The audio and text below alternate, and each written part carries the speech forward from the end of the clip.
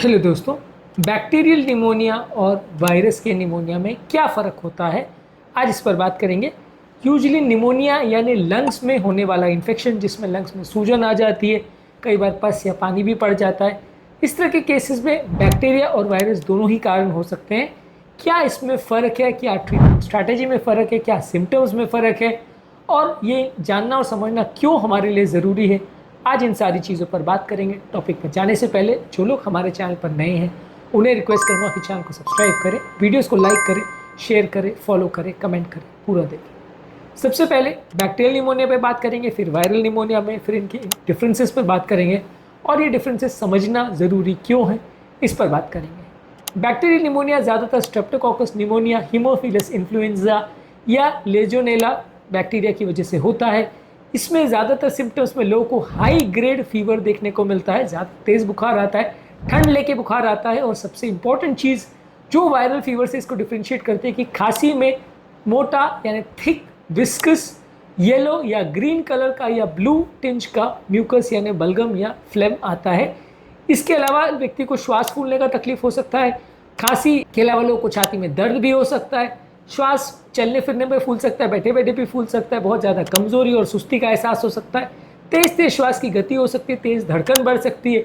Infection अगर brain तक फैल जाए, शरीर में फैल जाए, तो लोगों को कन्फ्यूजन, डेलेरियम या इस तरह के सिम्टम्स देखने को मिल सकते हैं। इसको हम डायग्नोस कैसे करते हैं? इसको छाती के एक्सरे के माध्यम से डायग्नोस करते हैं, जहाँ पे हम जो एरिया में सूजन है उसको आइडेंटिफाई करते हैं। इसके अलावा कफ में या बलगम में उसमें बैक्टीरिया जो ग्रो करते हैं उसके हिसाब से हम देख सकते हैं। लोगों का सैचुरेशन देखते हैं।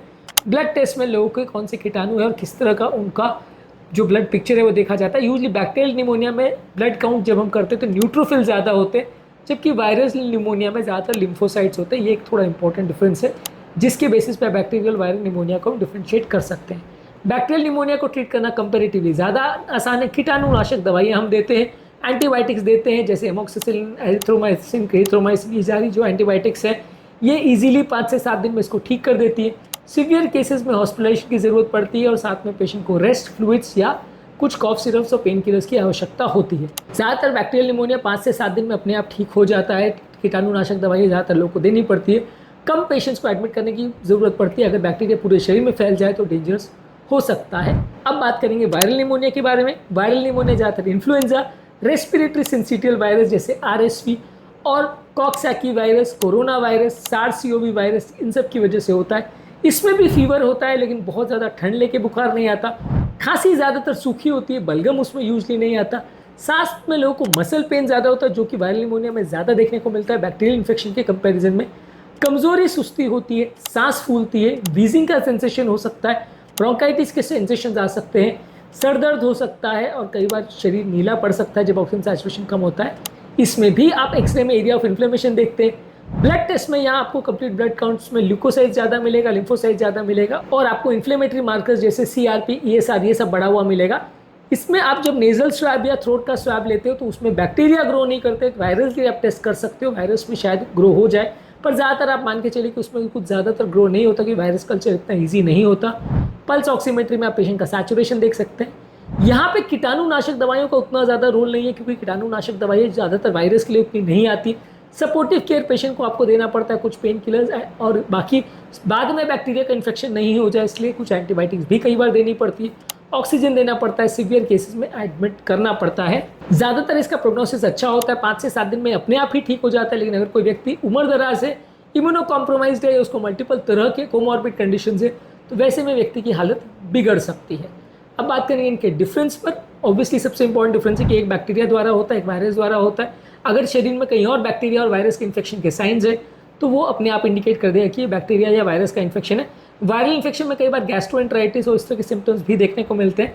बैक्टीरिया इन्फेक्शन में कहीं और पे पस होना या कहीं और शरीर पे इन्फेक्शन होना, ऐसा चीज़ें देखने को मिल सकती है।